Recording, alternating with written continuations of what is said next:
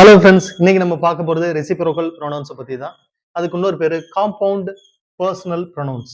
அது என்னது ரெசிப்ரோக்கல் ப்ரொனவுன்ஸ்னாக்கா, ரெண்டு குறிப்பிட்ட விஷயங்கள் இல்ல ரெண்டு குறிப்பிட்ட நபர்கள் இல்ல ரெண்டு குறிப்பிட்ட விலங்குகளா கூட இருக்கலாம். அதுக்கு ரெண்டுத்துக்கும் நடுவுல உள்ள ஒரு தொடர்பை பத்தி சொல்லக்கூடிய வார்த்தைகள் தான். அது என்னன்னாக்கா ஈச் அதர், ஒன் அனதர், இந்த வார்த்தைகள் தான். சரி, அதுக்கான எக்ஸாம்பிள்ஸ் என்னங்கிறத நம்ம பார்த்துடலாம்.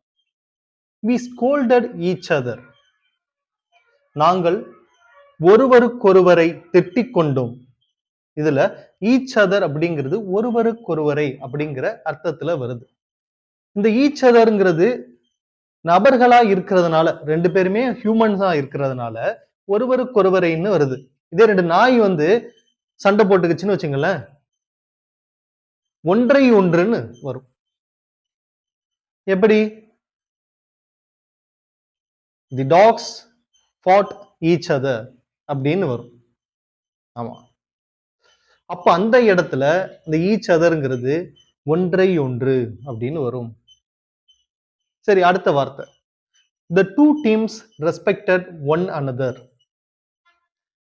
இரு அணிகளும் ஒன்றை ஒன்று மதித்தன.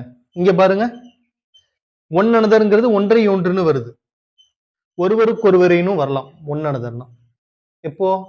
நபர்களா இருந்தாக்கா. இங்க ரெண்டு அணிகள்னு இருக்கும்போது நம்ம என்னன்னு சொல்லணும்?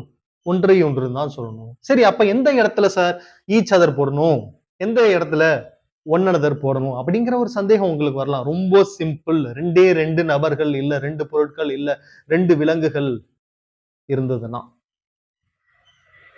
Each other. இங்க ரெண்டு பேரு மத்தியில தான் அந்த உறவு இருக்கு. அப்ப நம்ம என்ன பண்ணணும்? ஈச் அதர் அப்படிங்கிற வார்த்தையை கையாளணும்.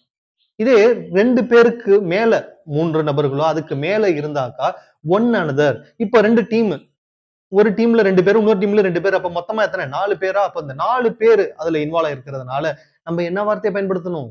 One another. ஏன்னா 3 நபர்களுக்கு மேல அந்த குறிப்பிட்ட விஷயத்துல இன்வால்வ் ஆகுறாங்க இல்லையா, அதனால. சோ இன்னைக்கு டிஸ்ட்ரிபியூட்டிவ் ப்ரொனவுன்ஸ்னா என்னங்கிறத அருமையா நீங்க கத்துருந்துருப்பீங்கன்னு நான் நம்புறேன். இந்த வீடியோ உங்களுக்கு பிடிச்சிருந்தாக்கா லைக் பண்ணுங்க. எந்த சந்தேகமா இருந்தாலும் நம்ம சப்ஜெக்ட் ரிலேட்டடா கமெண்ட் பாக்ஸ்ல கமெண்ட் பண்ணுங்க. அப்புறம் இந்த வீடியோவை உங்களுடைய ஃப்ரெண்ட்ஸுக்கு யார் யாருக்கெல்லாம் பயன்படும்னு நினைக்கிறீங்களோ அவங்களுக்கு ஷேர் பண்ணுங்க. அப்புறம் நம்மளுடைய சேனலை மறக்காம சப்ஸ்கிரைப் பண்ணிட்டு பெல் ஐக்கானை கிளிக் பண்ணிடுங்க. தேங்க்யூ.